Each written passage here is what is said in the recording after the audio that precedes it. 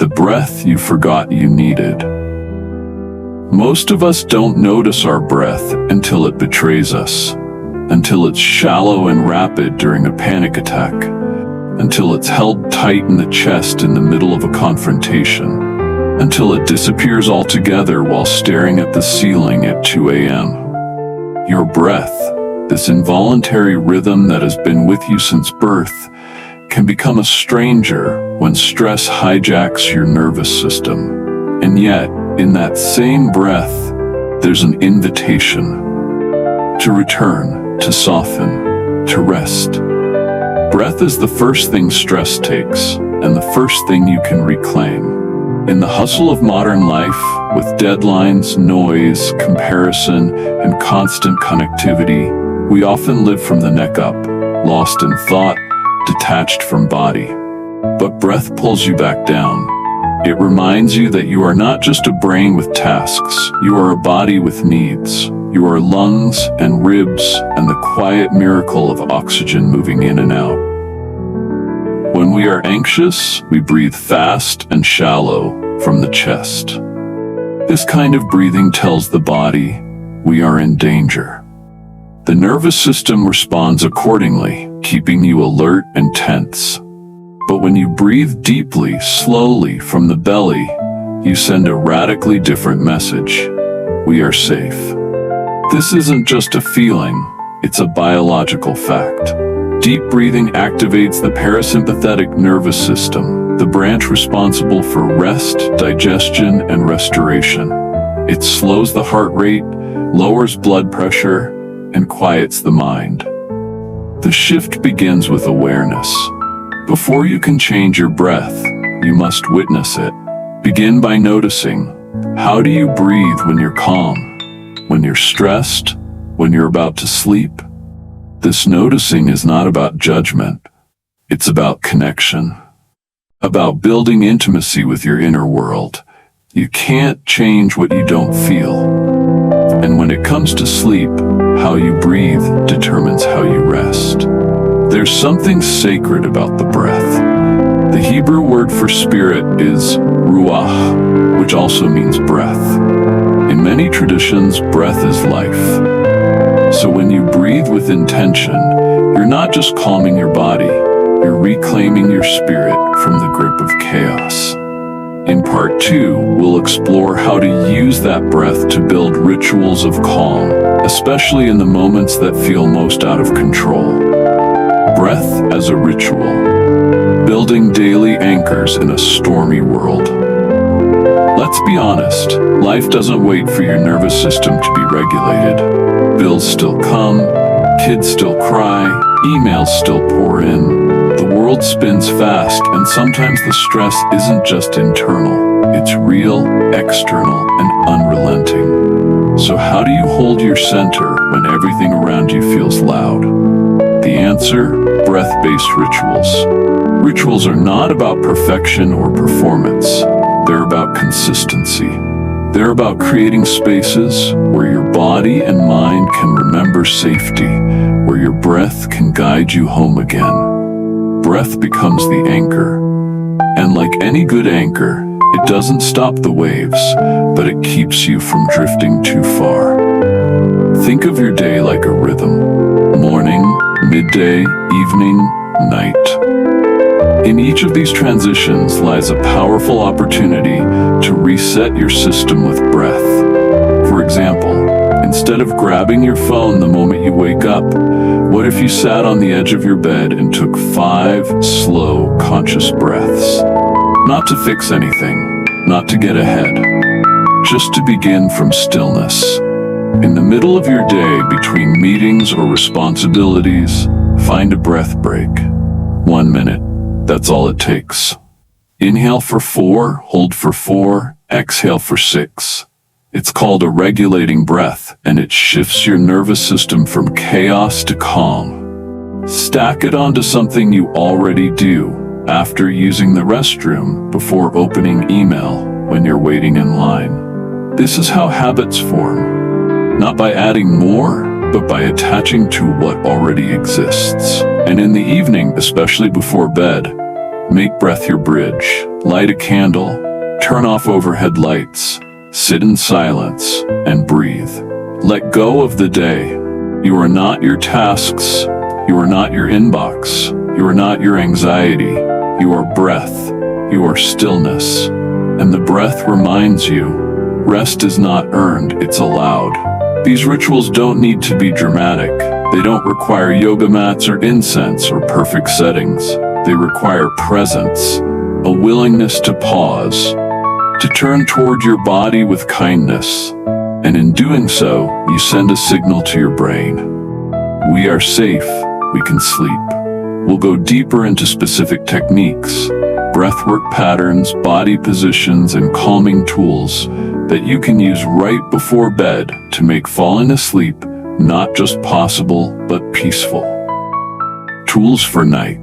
Crafting a sleep sanctuary. Sleep isn't something you can force, but it is something you can prepare for. Imagine trying to fall asleep in a cluttered room with bright lights and loud noise. That's what many of our minds feel like at bedtime. Breath is one tool, but to support it, we need an environment. A sleep sanctuary that tells your nervous system it's safe to let go. Start with the body. Your position in bed matters. Lying flat on your back with a pillow under your knees or curled gently on your side allows your diaphragm to expand fully. Try this. Place one hand on your chest, the other on your belly. Breathe in slowly, notice which hand rises. If it's the belly, you're breathing deeply. If it's the chest, try again, slower. Your body learns by repetition, not force. Now bring in breath work. Try the 4-7-8 technique. Inhale for 4 counts, hold for 7, exhale for 8. This pattern naturally slows your heart rate and prepares your body for sleep. Or practice box breathing. Inhale 4, hold 4, exhale 4, hold 4. Each corner of the box is a pause, a moment of stillness that steadies your system. Environment matters too. Darkness signals melatonin release, so dim your lights. Noise machines or soft nature sounds can drown out distractions. Weighted blankets provide gentle pressure, mimicking a hug, which can reduce cortisol and promote calm. Keep your room cool between 60 to 67 degrees Fahrenheit for optimal sleep. And finally, consider journaling or prayer as a pre-sleep practice. Pour out your thoughts. Tell God or the page what's on your heart. Name your worries so they don't follow you into your dreams. Then breathe and rest. When anxiety won't let go, breathing through the middle of the night. You know that moment, the one where your eyes snap open at 2:17 a.m. and your brain feels like it just downed 3 espressos. Your thoughts are racing, your chest feels tight. Maybe your to-do list is screaming at you, or a conversation is on loop. Whatever it is, sleep has left the building, and anxiety is wide awake. This is the moment where most of us either fight it or give in. We toss, we turn, we check the clock. But what if instead we surrendered to the breath? In these moments, get out of the fight. Let your body know that you're not in danger. Sit up slowly or stay lying down, but shift your focus entirely to your breath. Try humming on your exhales. This activates your vagus nerve and calms your system. Inhale through your nose for 4. Exhale with a hum for 6 or longer. Let the sound vibrate in your chest. Another method, place one hand on your heart and one on your stomach. Whisper to yourself, I am safe, I am here, this will pass. Combine this with a slow breathing rhythm like 3-3-6. Inhale 3, hold 3, exhale 6. The exhale is the key. Longer exhales signal your body to downshift. You can also use visualization. As you breathe, imagine inhaling calm, exhaling tension. Picture waves washing away your thoughts, or a warm light moving through your body, softening every muscle. Let the imagery give your mind something to hold other than fear. Sometimes it helps to get up briefly, not to scroll your phone, but to sit by a window, sip water slowly, or write one sentence in a notebook. Then return to bed. Return to breath. You're not failing at sleep. You're learning the language of your body under pressure. And above all, practice compassion. This is hard, but it's also human. You are not broken for waking up anxious. You are not weak for needing help to settle.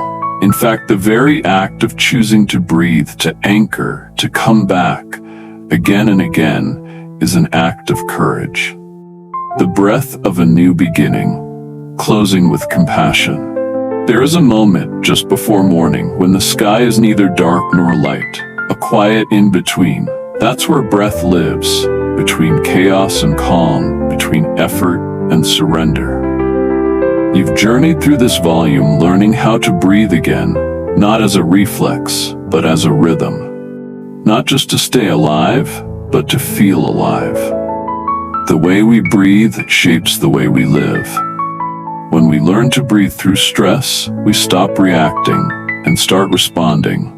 We remember we are not machines, but living souls with nervous systems that crave safety and softness. And every time we return to the breath, we remind ourselves that we are not powerless. So tonight, when you lie down, let your breath be the first thing you feel. Let it be soft. Let it be slow. Let it be enough. And when stress comes, because it will, meet it not with panic, but with presence. Your breath is your anchor, your reset button, your built-in path home. Use it. Thank you for being here in Volume 7.